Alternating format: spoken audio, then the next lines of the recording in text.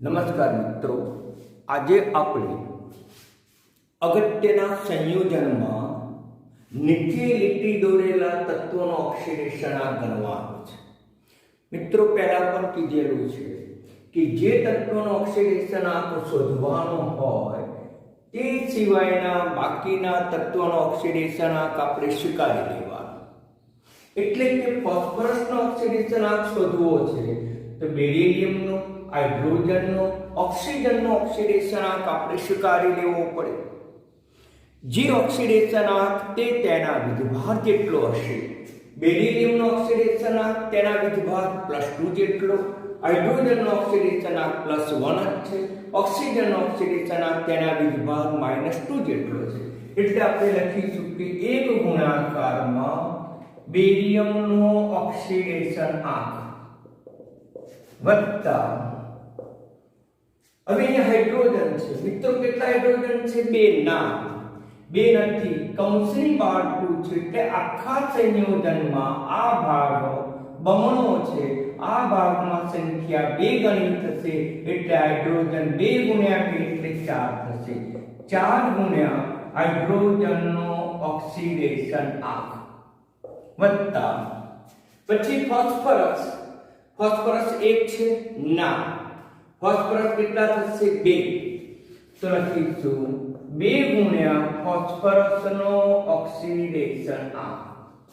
Okay મિત્રો, હવે કયું તત્વ બાકી રહ્યું?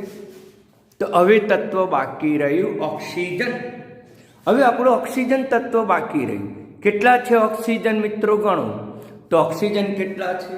તો કહી શકાય કે ઓક્સિજન છે 1, 4 પાછા 2 એટલે 8, એટલે વત્તા 8 ગુણ્યા ઓક્સિજનનો ઓક્સિડેશન. આ મિત્રો 1 ગુણ્યા બેરિલિયમનો, 4 ગુણ્યા હાઇડ્રોજનનો, 2 ગુણ્યા ફોસ્ફરસનો અને 1 ગુણ્યા ઓક્સિજનનો ઓક્સિડેશન. 8 ગુણાકારમાં. પરંતુ હવે એનો સરવાળો એના વિધભાર જેટલો હશે. આ બધા પદાર્થો ઉપર કોઈ વિધભાર લખ્યો જ નથી. એટલે એનો વિધભાર શૂન્ય સમજીએ, એટલે તટસ્થ સમજીએ, એટલે ઓક્સિડેશન નો સરવાળો શૂન્ય થશે. જો એની ઉપર -3 લખી હોય તો પછી સરવાળો -3 કરવો પડે. જો એની ઉપર +4 લખી હોય તો પછી સરવાળો +4 કરવો પડે. પણ આપણને અહીંયા સંયોજન તટસ્થ આપ્યું છે એટલે ઓક્સિડેશન નો સરવાળો શૂન્ય. બેરિલિયમનો ઓક્સિડેશન તેના વિધભાર +2 જેટલો, હાઇડ્રોજનનો ઓક્સિડેશન +1, ફોસ્ફરસનો ઓક્સિડેશન શોધવાનો છે એટલે x. 8 ગુણાકારમાં ઓક્સિજનનો ઓક્સિડેશન છે -2 0. 2 વત્તા 4 વત્તા 2x -16 0. 2x બરાબર 10. બરાબર? એટલે 4 ને 6 16 એટલે અને તેથી થઈ જશે x બરાબર 5. આમ આનો ઓક્સિડેશન આવશે +5. તો સરળતાથી ગણી શકાય. હવે આ પદાર્થ લઈએ. આ પદાર્થમાં સલ્ફરનો ઓક્સિડેશન આપણે શોધવાનો છે. અને સલ્ફરનો ઓક્સિડેશન શોધવો હોય તો આપણે બાકીના તત્વોનો ઓક્સિડેશન સ્વીકારી લઈશું. જેમ કે અહીંયા લઈએ પોટેશિયમ, તો 1 ગુણાકારમાં પોટેશિયમનો ઓક્સિડેશન વત્તા 1 ગુણાકારમાં 1 એલ્યુમિનિયમનો ઓક્સિડેશન વત્તા, હવે સલ્ફર કેટલા છે? 1 ના, 1 નથી, પરંતુ કૌંસની બહાર 2 છે. આખું સંયોજન આયન ની બહાર 2 છે. એટલે આખા આયનમાં રહેલા તત્વો 2 ગણા થશે. સલ્ફર 2 એટલે 2 ગુણાકારમાં સલ્ફરનો ઓક્સિડેશન વત્તા ઓક્સિજન 8 થશે. એટલે 8 ગુણાકારમાં ઓક્સિજનનો ઓક્સિડેશન વત્તા, હવે આની સંખ્યા 12 છે. એટલે 12 ગુણાકારમાં F2 નો ઓક્સિડેશન.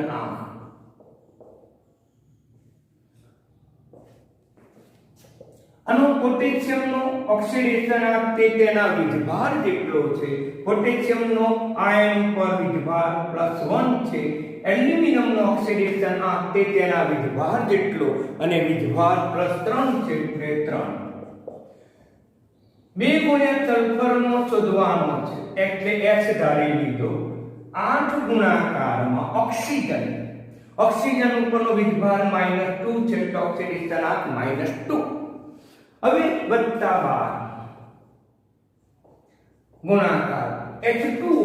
મિત્રો H2O જે છે એની પર કોઈ વિજભાર જ નથી એટલે અણુ વિજભાર ન હોય તો આખા સંયોજનનો ઓક્સિડેશન તે તેના વિજભાર જેટલો હોય પણ વિજભાર શૂન્ય છે માટે ઓક્સિડેશન શૂન્ય થશે.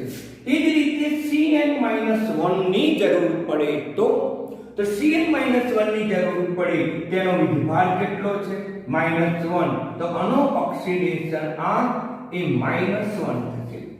NH3 લઈએ તો NH3 ઉપર કોઈ વિજભાર જ નથી માટે આખા પદાર્થનો ઓક્સિડેશન શૂન્ય થશે.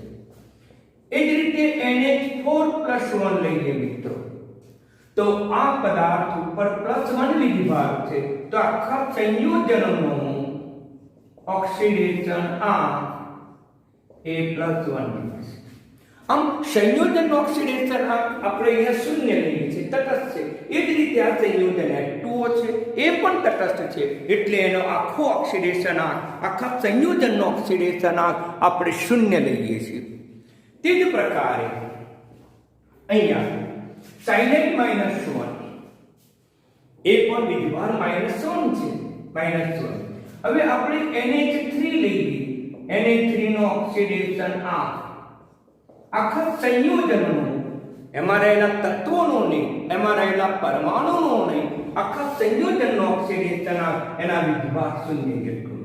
પણ તમે NH4+1 કરો તો આખા સંયોજનનો ઓક્સિડેશન કેટલો થાય તે તેના વિજભાર જેટલો. વિજભાર કેટલો છે +1 તો +1 થશે. આ બાબત બરાબર ધ્યાનમાં રાખજો મિત્રો. તો પછી અહીંયા પાણી છે એ તટસ્થ સંયોજન છે. આ બધા જ તટસ્થ સંયોજન છે માટે ઓક્સિડેશન આંકનો સરવાળો આપણે કેટલા લઈએ છીએ 0 લઈએ છીએ. તો અહીંયા પણ પાણી એક સંયોજન જ છે અને એનો ઓક્સિડેશન આંક 0 થશે એટલે એનો ઓક્સિડેશન આંક 0 સરવાળો = 0. એટલે અહીંયા 1 અહીંયા 3 આ 2x આ -100 + 0 = 0. તેથી 2x બરાબર કેટલા થશે મિત્રો બરાબર 2. આ પોટેશિયમ 1 છે તે +1, એલ્યુમિનિયમ ઉપર +3, જ્યારે સલ્ફર ઉપર આપણે એ ઓક્સિડેશન ગણવાનો છે એટલે x 2x. અહીંયા ઓક્સિજન કેટલા છે તો કે 4 × 8 છે એટલે 8 એટલે 8 × 16 ઓક્સિજન થશે. હવે અહીંયા 3 ને 4 એટલે 16 માંથી 4 જાય તો 12. તેથી x બરાબર કેટલા થશે 6. આમ અહીંયા સલ્ફરનો ઓક્સિડેશન 6 થશે. બરાબર ક્લિયર કોન્સેપ્ટ બરાબર સમજી લો. તો મોટા તત્વો આપેલા હોય તો એ તમારે ધ્યાનમાં રાખવાનું નહીં. આ બધા જ જે છે એ મોસ્ટ ઇમ્પોર્ટન્ટ છે જે તમને જી ની અંદર અથવા તો નીટમાં અવશ્ય પૂછાશે અથવા તો આવા પ્રકારના પૂછી શકે. હવે લઈએ આપણે બીજું તો એનું એ જ રીતે તો કે કેટલા કોપર છે તે કે 0.94 કોપર છે. આમાં કોનો ઓક્સિડેશન શોધવાનો છે મિત્રો તો કે કોપર. પણ એની સંખ્યા કેટલી 0.94. આની સંખ્યા કેટલી 8. આની સંખ્યા કેટલી 8. આની 1 આની 1 આની 2 આની 7 આની 5 આની 8 આની 3 તો આની 0.94.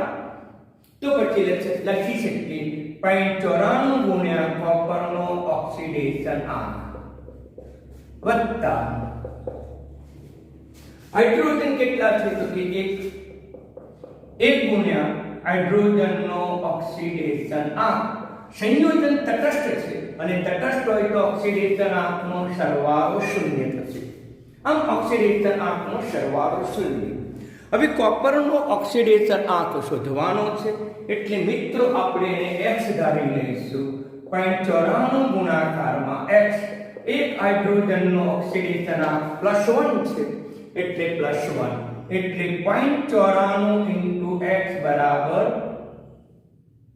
પરંતુ અહીંયા હાઇડ્રોજન છે મિત્રો, એ હાઇડ્રોજન છે એ ધાતુ સાથે જોડાયેલો છે એટલે ધાતુ સાથે જ્યારે હાઇડ્રોજન જોડાય તો આ બંને પૈકી ધાતુની ઇલેક્ટ્રોન ગુમાવવાની વૃત્તિ વધુ હોય એટલે ધાતુ ઇલેક્ટ્રોન ગુમાવે તો પછી હાઇડ્રોજન શું કરશે તો હાઇડ્રોજન જે ધાતુ ઇલેક્ટ્રોન ગુમાવે છે તે જ ઇલેક્ટ્રોન મેળવશે અને હાઇડ્રોજન ઇલેક્ટ્રોન મેળવી તો તેનો ઓક્સિડેશન આંક ઋણ બને. હાઇડ્રોજન કેટલા ઇલેક્ટ્રોન મેળવે? એક જ ઇલેક્ટ્રોન મેળવે, -1 બનાવે અને એનો ઓક્સિડેશન આંક તેના વિદ્યુતભાર જેટલો -1. એટલે મિત્ર અહીંયા હાઇડ્રોજનનો જે ઓક્સિડેશન આંક લીધો છે એ +1 ના આવે, -1 આવે. યાદ રાખજો, હાઇડ્રોજન યુક્ત સંયોજનમાં હાઇડ્રોજનનો ઓક્સિડેશન આંક +1, પરંતુ ધાતુ હાઇડ્રાઇડમાં ધાતુ સાથે હાઇડ્રોજન જોડાય ત્યારે તેનું -1. કેમ કે ઓક્સિડેશન રિડક્શન વાસ્તવમાં તો ઇલેક્ટ્રોન મુક્ત કરવાની હરીફાઈ છે. એમાં ધાતુ ઇલેક્ટ્રોન ગુમાવે અને ધાતુ ઇલેક્ટ્રોન ગુમાવે તો તેનો ઓક્સિડેશન આંક ધન આવે. જ્યારે હાઇડ્રોજન ઇલેક્ટ્રોન મેળવે ઓક્સિડેશન આંક ઋણ આવે માટે -1 લેવો પડે. તો અહીંયા -1. હવે ઓક્સિડેશન આંકનો સરવાળો 0 છે એટલે 0 લેવો પડે. અહીંયા ઓક્સિડેશન આંકનો સરવાળો 0 કારણ કે તટસ્થ છે અને તટસ્થ છે એટલે 0. આ વસ્તુ બરાબર ધ્યાનમાં રાખજો. એટલે થશે 0.94 * x = 1. x બરાબર 1 ભાગાકારમાં 0.94 100 ભાગાકારમાં 94. મિત્રો આ જવાબ આવે. મોસ્ટ ઇમ્પોર્ટન્ટ છે બધા.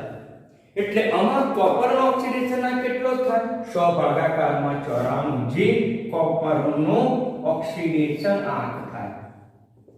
મિત્રો અપૂર્ણાંક ઓક્સિડેશન આંક પણ આવી શકે.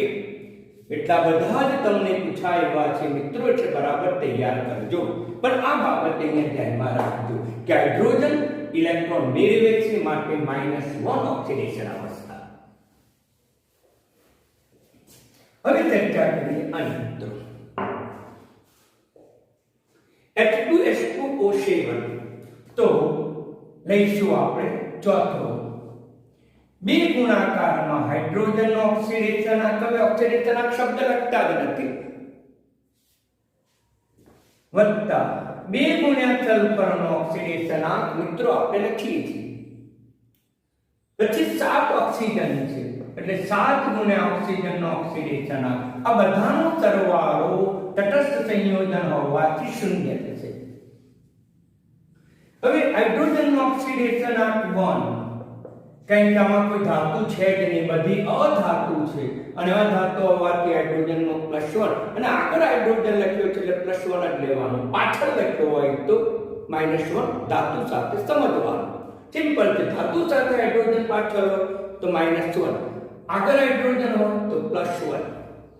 2 ગુણાકારમાં સલ્ફરનો ઓક્સિડેશન આંક શોધવાનો છે. ઓક્સિજનનો -2 = 0.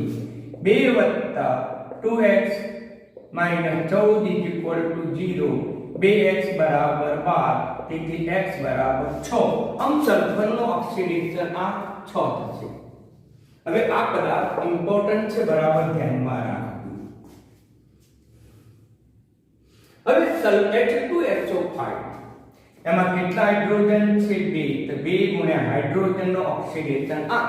આપણે સરળતાથી ગણવા માટે, ઝડપથી ગણવા માટે ઓક્સિડેશન આંક જેવો શબ્દ લખતા નથી, આપણે એક સમજી લેવાનું. હવે કેટલા સલ્ફર છે? 1. 1 ગુણ્યા સલ્ફરનો ઓક્સિડેશન આંક પછી 5 ઓક્સિજન છે, 5 ગુણાકારમાં ઓક્સિજનનો ઓક્સિડેશન આંક એનો સરવાળો શૂન્ય થશે. ઓક્સિડેશન આંક શૂન્ય થશે. કેમ કે તટસ્થ છે માટે. આ જે O છે નથી, ઓક્સિજન છે. હાઇડ્રોજનનો +1, સલ્ફરનો શોધવાનો છે એટલે H5 ઓક્સિજનનો -2 બરાબર 0. 2 + x - 10 = 0, x બરાબર 8 આવે. પણ મિત્રો જે શક્ય નથી. કેમ શક્ય નથી? સલ્ફરનો ઓક્સિડેશન આંક +8 શક્ય નથી. શા માટે શક્ય નથી એ પણ હું સમજાવું છું મિત્રો, ધ્યાન આપજો. કેમ કે સલ્ફરની ઇલેક્ટ્રોન રચના ચકાસીએ. સલ્ફરનો પરમાણુ ક્રમાંક 16, નિયોન 10, 3s2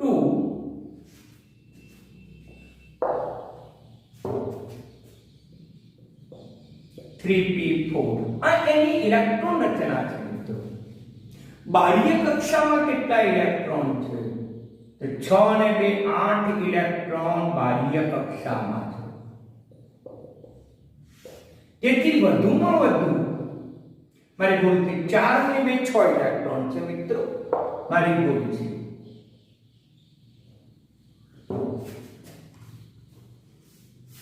તો બાહ્ય કક્ષામાં 4 ને 2 6 ઇલેક્ટ્રોન બાહ્ય કક્ષા છે.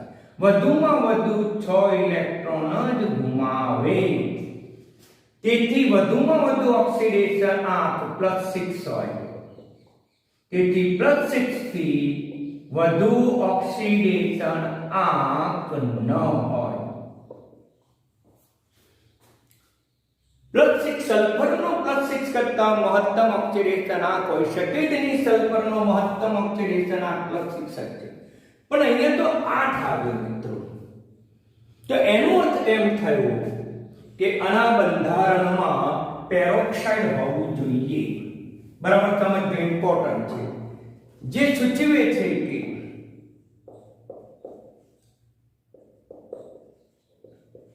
H2SO5 માં પેરોક્સાઇડ બંધ.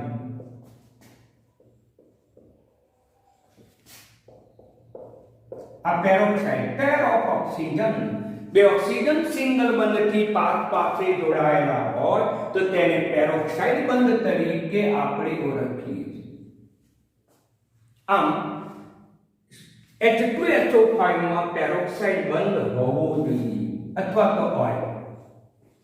તો પછી એનું બંધારણ શું થશે? તો સલ્ફર સાથે પેરોક્સાઇડ બંધ. એક સંયોજકતા દ્વિબંધ ઓક્સિજન વડે, બીજી પણ દ્વિબંધ ઓક્સિજન વડે, ઓક્સિજન સાથે એક હાઇડ્રોજન છે. હવે એક હાઇડ્રોજન બાકી રહ્યો જે હાઇડ્રોજન આની સાથે જોડાયેલો હશે. H2 બે હાઇડ્રોજન, એક સલ્ફર, એક 2 3 4 5 ઓક્સિજન. હવે મિત્રોમાં ધ્યાન આપો કે ઓક્સિજન બે પ્રકારના છે. આ જે બે ઓક્સિજન છે પેરોક્સાઇડ બંધ ધરાવે છે તે આ પેરોક્સાઇડ. જ્યારે આ ઓક્સિજન એ માત્ર ઓક્સાઇડ જ કહેવાય. મેં અગાઉ પણ ચર્ચા કરી છે. ઓક્સાઇડ જેનો ઓક્સિડેશન આંક -2 હોય, પેરોક્સાઇડ જેનો ઓક્સિડેશન આંક -1 હોય, અને સુપર ઓક્સાઇડ નો -1/2 હોય, જે મેં તમને અગાઉ સમજાવ્યું છે. આમ ઓક્સિજન 3 પ્રકારના, એક ઓક્સાઇડ -2, એક પેરોક્સાઇડ -1 અને ત્રીજું સુપર ઓક્સાઇડ. અને સુપર ઓક્સાઇડમાં કેટલો જોવા મળે? તો કે -1/2 જોવા મળે. હવે અહીંયા ધ્યાન આપો ફરીથી.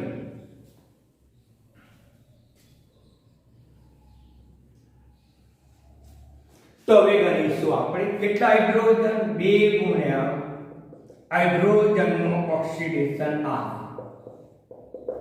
વત્તા 1 ગુણાકારમાં સલ્ફરનો ઓક્સિડેશન આંક. હવે અહીંયા ઓક્સિજન છે 5 છે, 5 પૈકીના 3 ઓક્સાઇડ છે, એટલે લખીશું 3 ગુણ્યા ઓક્સાઇડના ઓક્સિજનનો ઓક્સિડેશન આંક વત્તા, હવે 5 માંથી 3 આવી ગયા, 2 બાકી રહ્યા, તો 2 હશે એ કોના ઓક્સિજન હશે? તો કે પેરોક્સાઇડના હશે, પેરોક્સાઇડના ઓક્સિજનનો ઓક્સિડેશન આંક. મિત્રો તટસ્થ સંયોજન છે એટલે 0 થશે, 0. હવે આપણે એનો ઓક્સિડેશન આંક ગણી લઈએ. હાઇડ્રોજનનો +1 છે, સલ્ફરનો ધારી લીધો છે x, શોધવાનો છે માટે હવે આપણે 3 જે ઓક્સાઇડ છે અને આ ઓક્સાઇડ હોવાથી 3 ઓક્સિજનનો ઓક્સિડેશન આંક -2 છે. બાકીના 2 ઓક્સિજન છે જેનો ઓક્સિડેશન આંક -1 છે, સરવાળો 0, 2 + x -6 -2 બરાબર 0, x બરાબર 6.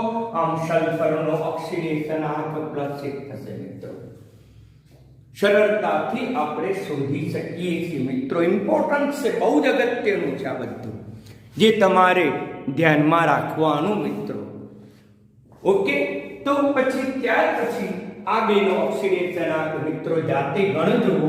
બરાબર, હું એનું સોલ્યુશન આવતીકાલે કરાવીશ, પણ આજે જેટલા મેં સોલ્વ કર્યા આટલા મિત્રો એ બધા જ તમે વ્યવસ્થિત રીતે તમારી નોટબુકમાં ઉતારજો. આ બે જાતે પ્રયત્ન કરજો, નહીં હોય તો હું આવતીકાલે તમને સમજાવીશ. ઓકે મિત્રો, ધન્યવાદ.